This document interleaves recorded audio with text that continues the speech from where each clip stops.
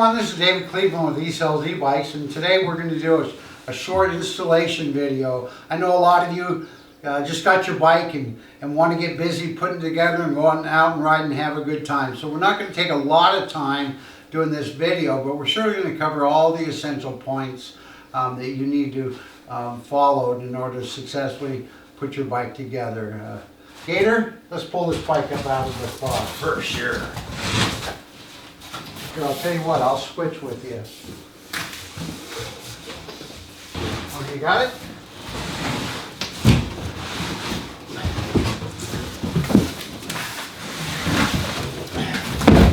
And there we go.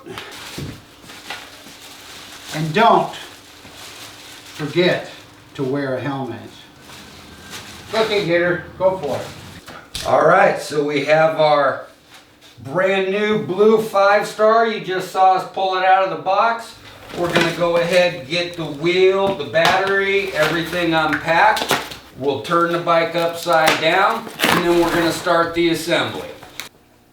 Tools needed for the assembly of the 5-star is a number 5 Allen and a number 6 Allen. For combination wrenches, we will use a 15 millimeter and a 10 millimeter. These are the only tools necessary for the assembly of the 5-star. For our 5-star accessory box, inside we have a cargo net, a tool kit, instructions. Inside of the instructions will be the 2 rear axle bolt caps that'll be needed for assembly and your front fender bolt for assembly. You also have your charger in the accessory box.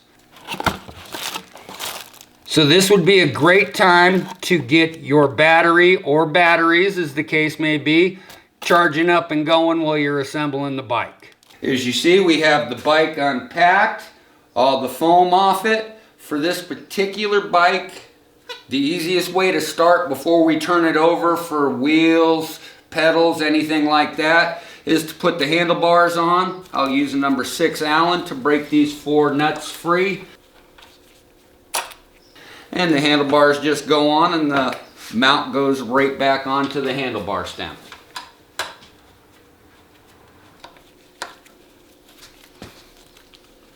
Now before we tighten the bolts all the way down, we've got the handlebars centered on the stem.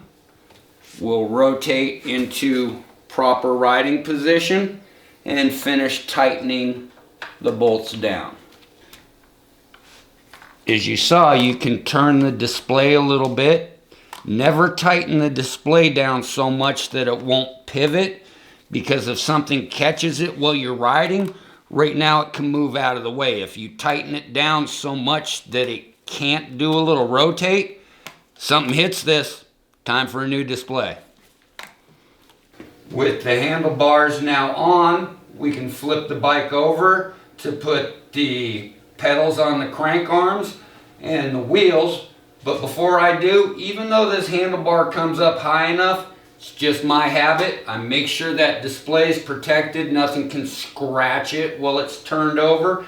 And I'm going to make sure that the on-off switch is rotated so that it's not sitting on the power button, because if the battery was in the bike, you wouldn't want the bike upside down. It turns on and activates on you while you're trying to do a repair. And just in general recommendations, anytime you do work like this to the bike where you're turning it upside down, remove the battery. Make the bike lighter for you.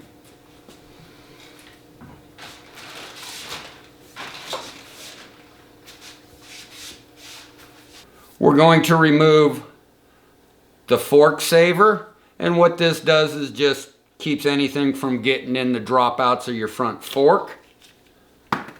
Now the front tire can drop in, but before we do that, we have to remove this brake pad spacer also.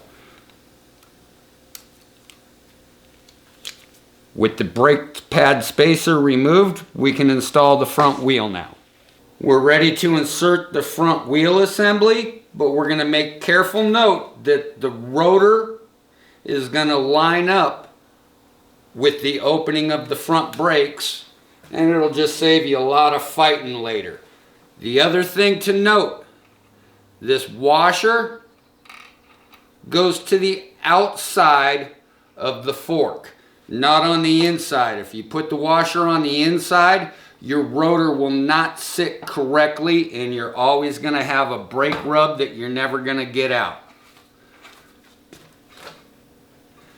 Now we'll tighten the front axle bolts.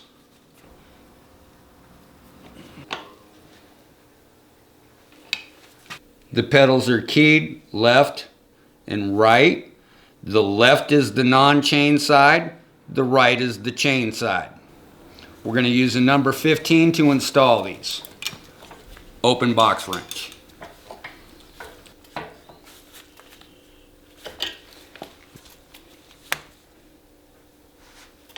Our right pedal is secured. Our tires are properly inflated to the correct air pressure.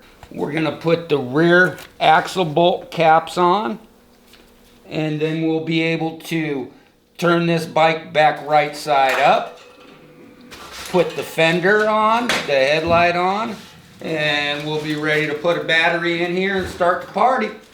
Put the fender up in place, and if you notice the big gap in the front between the fender and the fork, what you can do is place this headlight in between there, and it will be a much secure connection, and it will hold a lot tighter with a lot less vibrating and readjusting. Not all fork fronts allow you to do that, but whenever possible, if you put the headlight between the fork bridge and this front fender clip, it will make a much more secure connection with very little future adjustments. With the number 5 Allen, a number 10 box wrench, we're going to tighten this fender down. Once again, take note, I have run the bolt so that the excess thread faces forward, not back, like we've discussed in other videos. Doing it this way will prevent any fork damage if for any reason there was a fork issue or a fork failure. With our headlight on and secure, we're now ready to insert the battery. All right, battery is inserted, fully charged. This bike is ready to go. Note, your keys, all's there for is to remove the battery. It doesn't turn the bike on, anything. You get 2 keys. Make sure you don't lose them.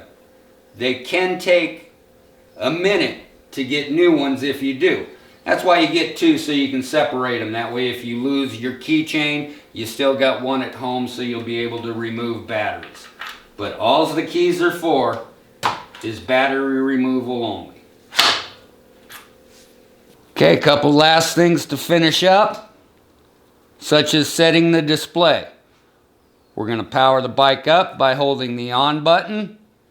As soon as the bike boots up, we're going to hold the plus and minus button at the same time.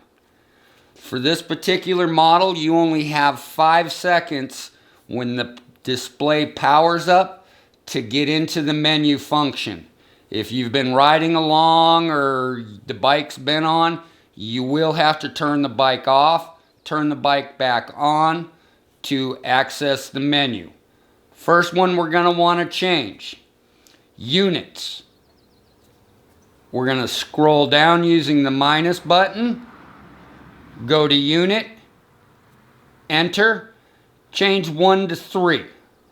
What that does is changes the display's output from kilometers in Celsius to miles per hour in Fahrenheit. The other one that you guys are going to want is this C4 and C5. C5 controls how much power to the motors from takeoff. Maximum power is 10. 1 is minimal. We'll come down to C5. We've got that set for 10, so we know we got max power on takeoff. Another nice one is C4.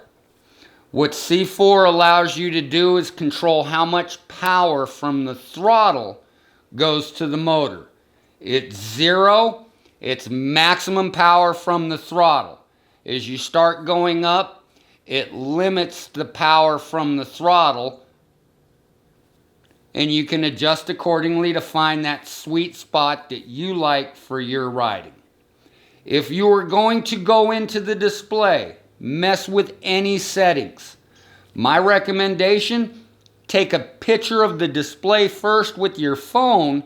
That way, if you change something and you're not sure what you changed, you can check and go back to get the bike riding the way it was. We've jumped back to the regular screen, and now we're reading miles per hour in Fahrenheit instead of kilometers in Celsius. We've just fully assembled this 5-star bike. We've gone through the display functions, we've reset everything. I'm a max power type of guy. We have everything set for max power. The only thing left for me to do is what I do best. Have a good time and a great day. You keep the questions coming, we'll keep rolling with the answers.